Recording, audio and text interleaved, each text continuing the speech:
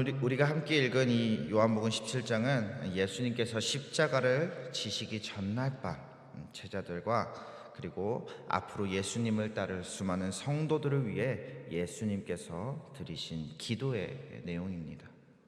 그래서 이 요한복음 17장은 대제사장의 기도라는 별칭을 가지고 있습니다. 예수님 모든 제자를 모아두고 그들 앞에서 기도를 올립니다. 그 기도가 얼마나 강렬했던지 사도 요한이 그 기도의 내용을 기억하고 이렇게 또 기록해 놓습니다. 그러니까 이 기도는 당시에도 그 제자들에게도 잊을 수 없는 평소와는 다른 아주 특별한 기도였다는 것이죠. 예수님은 왜 그 제자들을 모아서 그들 앞에서 이런 기도의 내용을 모두 듣도록 이런 특별한 기도를 올리신 걸까요? 예수님은 이 13절에서 그 이유를 이렇게 말씀하십니다. 그들로 내 기쁨을 그들 안에 충만히 가지게 하려 함이니이다.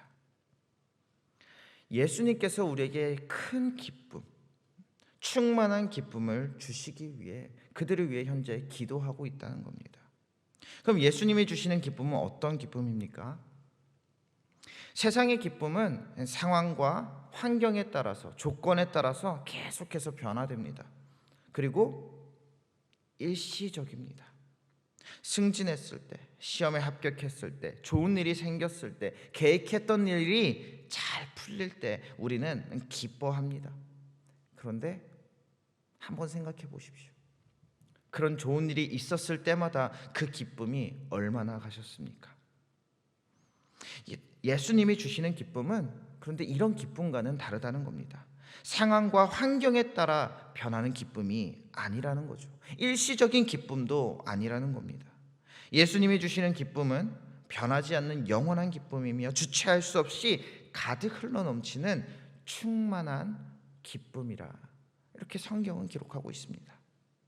그리고 이러한 기쁨을 얻는 방법은 오직 하나뿐이라는 거죠. 바로 하나님, 우리 예수님과 함께 연합을 이루는 겁니다. 하나가 되는 겁니다. 21절에서 예수님은 아버지여 아버지께서 내 안에 내가 아버지 안에 있는 것 같이 그들도 다 하나가 되어 우리 안에 있게 하사. 예수님께서 기대하고 바라시는 것, 예수님께서 하나님께 기도하시는 그 기도의 내용이 이거라는 겁니다. 내가 예수님이 그 하나님과 하나 되어 이 땅에 살아가는 것 같이 우리도 모두 하나 되어 예수님 안에 하나님 안에 거하는 것. 그리고 그때에 예수님께서 가지고 계시는 그 기쁨, 충만한 기쁨, 꺼지지 않는 그 기쁨이 우리 안에 충만하게 되는 것. 이게 예수님이 바라고 기대하시는 거라는 겁니다. 한 지혜로운 왕이 있었습니다. 이 왕은 자신의 뒤를 이어 왕이 될 그 아들에게 어떻게 하면 이 아들이 이 왕국을 잘 다스릴까, 현명한 왕이 될까 고민을 하다가 이 아들에게 평민의 옷을 입혀서 백성들 속으로 보냅니다. 백성들의 삶을 그들의 눈높이에서 한번 느껴보라는 거죠. 이 아들은 처음에는 왕자의 신분을 숨기고 살아가는 것이 무척이나 고통스러웠습니다. 먹고 자며 생활하는 그 모든 것이 불편해졌고 항상 명령을 하는 위치에서 이제 먹고 살아야 하기 때문에 돈을 벌기 위해 명령을 받아야 하는 일꾼으로 그 위치로 전락해 버립니다. 이런 삶은 쉽지 않은 일이었습니다. 한 번도 그렇게 살아본 적이 없는 것이다, 태어나서. 그러니까 괴로울 수밖에 없었습니다.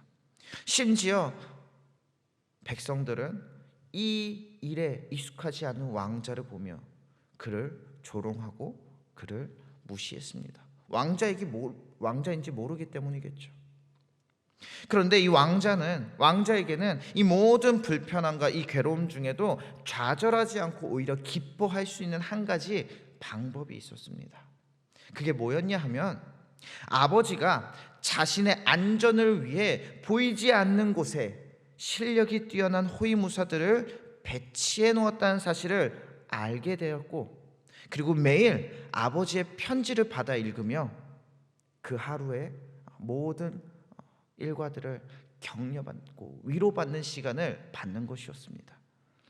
그리고 이 짧은 인생 경험, 이 평민으로서 살아가는 이 인생 경험이 끝나면 자신은 다시 왕궁으로 돌아가 이제 이 백성도 오히려 다스리는 왕이 될 것이라는 아버지의 약속을 기억하는 것만으로도 이 평민으로 살아가는 이 삶이 단순히 괴로움이 아니라 내가 그럼 여기서 무엇을 배워야 할까? 어떻게 살아가야 할까? 고민하고 즐겁게 일하는, 괴로움 중에도 오히려 기뻐할 수 있는 그 삶을 살아가게 되었다라는 겁니다.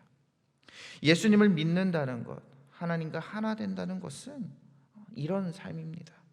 하나님의 약속을 믿고 품으며 나의 하루하루를 기쁨으로 감당해내는 겁니다. 세상 사람들과 조금 다른 생각으로 살아가는 겁니다. 왜냐하면 우리는 이 땅의 삶이 끝나는 것이 아니라 그러면 이 경험들을 가지고 내가 어떤 것들을 배워나가야 할까? 어떻게 앞으로 이 천국을 살아갈까? 기대하며 이 시간들을 보내는 겁니다. 그런데 오늘 말씀 14절은 그런 우리에게, 믿는 우리들에게 엄중한 현실, 괴로운 현실이 있을 것이라는 사실을 분명히 말씀해 주고 있습니다. 바로 이 세상이 우리를 미워할 것이다 라고 말하는 것이죠. 그리고 예수님은 그 이유를 이렇게 말씀하십니다. 이는 내가 세상에 속하지 아니함 같이 그들도, 우리 믿는 자들도 세상에 속하지 아니함으로 인함이다. 우리가 예수님을 믿는 순간 우리의 정체성은 완전히 바뀌어버리는 거죠. 우리는 더 이상 세상에 속한 자가 아니라 하나님 나라에 속한 자가 됩니다. 이게 무슨 말이냐 하면 우리의 국적은 우리 어느 나라 사람입니까? 대한민국이죠. 그런데 우리의 국적이 더 이상 대한민국이 아니라는 겁니다. 한국이 내 나라가 아니라 하나님 나라가 우리의 진짜 나라가 된다는 거죠. 하나님 나라의 백성이 된다는 겁니다. 소속이 하나님 나라로 바뀌었기 때문에 우리는 이 세상에서 외국인으로 살아갈 수밖에 없는 겁니다. 우리 지금 그냥 장기 비자 받아놓고 있는 겁니다. 여기 외국인은 어떻습니까? 생각과 가치와 문화가 다르죠. 그리고 당연하게도 이 땅의 지배를 받기도 하지만, 이 땅의 법의 지배를 받기도 하지만 기본적으로는 자기 나라의 법의 지배를 받게 됩니다. 그래서 우리는 대한민국이라는 이 땅의 법에 따라 살아가기도 하지만 동시에 하나님 나라의 법에 따라 살아가야 하는 겁니다. 왜냐하면 우리의 진짜 본향은 하나님 나라이기 때문이죠. 그래서 하나님 나라의 백성들은 세상 사람들이 아무리 괜찮다고 말해도, 이 정도는 누구나 다 한다고 말해도 만약에 하나님이 안 된다고 하시면 하면 안 되는 겁니다. 왜? 그게 하나님의 법이기 때문이죠. 그런데 주로 세상의 가치관과 하나님 나라의 가치관은 정반대로 흘러갈 때가 많이 있습니다. 세상은 자신의 것을 위해, 내 것을 위해 피 흘려 지켜내라, 그것을 쟁취하라고 말합니다. 그런데 하나님 나라는 어떻습니까? 하나님은 우리에게 어떤 가치를 가르쳐 주죠? 내 것을 지키기 위해 피 흘리지 말고 이웃을 위해 피 흘려라, 이 말씀을 주시는 거죠. 이게 귀한 가치라고 합니다. 그래서 우리가 하나님의 나라의 그 백성답게 살아가게 되면 세상이 우리를 이해하지 못할 수밖에 없습니다. 세상이 우리를 조롱하게 됩니다. 호구냐고 말하죠. 배척하기도 합니다. 직장에서 정직하게 일하다가 손해를 보고요, 부정한 방법으로 이익을 취하지 않는다고 바보 취급을 당할 수도 있습니다. 주의를 지키느라 중요한 모임에 참석하지 못해 불이익을 당하기도 할 때가 있고요, 뿐만 아니라 용서하지 못할 원수를 용서해 보려고, 하나님 말씀에 따라 좀 살아보려고 마음의 괴로움을 얻기도 합니다. 이 모든 것이 세상이 주는 미움이라는 것이죠. 도대체 왜 우리는 그 미움을 감당해야 합니까? 왜 우리는 도대체 이 땅에서 그냥 그들처럼 살면 안 되는 겁니까? 첫째는 바로 그렇게 살아야, 그렇게 사는 삶이 우리의 정체성을 증명해내기 때문입니다. 우리가 세상과 다른 삶을 살아갈 때 비로소 세상은 우리가 그리스도께 속한 자들, 하나님 나라에 속한 사람이라는 것을 알게 됩니다. 뿐만 아니라 세상만 그걸 아는 게 아니라 그렇게 살아갈 때 우리 자신도 내가 하나님 나라의 백성이구나 라는 이 정체성을 깨닫게 됩니다. 내가 하나님의 자녀로 지금 살아가는지, 내가 아니면 사탄의 자녀로 살아가는지, 내가 살아가는 삶의 방식에 따라 우리 스스로도 그렇게 인지하게 된다는 거죠. 아무리 내가 예수님을 믿는다고 말해도, 아무리 내가 교회를 가도 예수님께서 하지 말라고 하신 일들, 슬퍼하실 만한 일들을 우리가 계속해서 하며 살아간다면, 그리고 그것이 아무렇지 않게 여겨진다면 나 자신을 포함한 어느 누가 나를 하나님의 백성으로 여기겠습니까? 우리가 이 세상의 미움을 감당해야 되는 두 번째 이유는요, 그것이 영광의 길이기 때문입니다. 예수님은 22절에서 내게 주신 영광을 내가 그들에게 줬다라고 말합니다. 그들은 우리 성도들을 말하는 거죠. 예수님의 영광이 뭔가요? 요한복음에서 예수님이 영광에, 내가 이제 받을 이 영광에 대해서 말씀하실 때 이 영광은 늘 어떤 것을 의미하냐면 십자가 사건을 의미합니다. 십자가의 죽음과 십자가의 부활이 예수님의 영광입니다. 예수님의 영광은 절대로 안락함과 쾌락에서 나타나지 않습니다. 하나님의 명령을 따르는 십자가의 고난을 통해 주께서 영광 받으신 것처럼 우리도 세상의 미움이라는 이 고난을 통해 영광에 이르게 되기 때문에 우리는 이 세상의 미움을 감당해내야 되는 겁니다. 마지막 세 번째로 우리가 이 세상의 미움을 감당해야 되는 그 이유는 하나님의 사랑을 세상에 증거하는 길, 예수 그리스도의 증인이 되는 길이 바로 이 길밖에 없기 때문입니다. 23절을 보면 예수님께서 이렇게 말씀하시죠. 곧 내가 그들 안에 아버지께서 내 안에 계시어 그들도 완전함을 이루어 하나가 되게 하려 함은 아버지께서 나를 보내신 것과 또 나를 사랑하신 같이 그들도 사랑하신 것을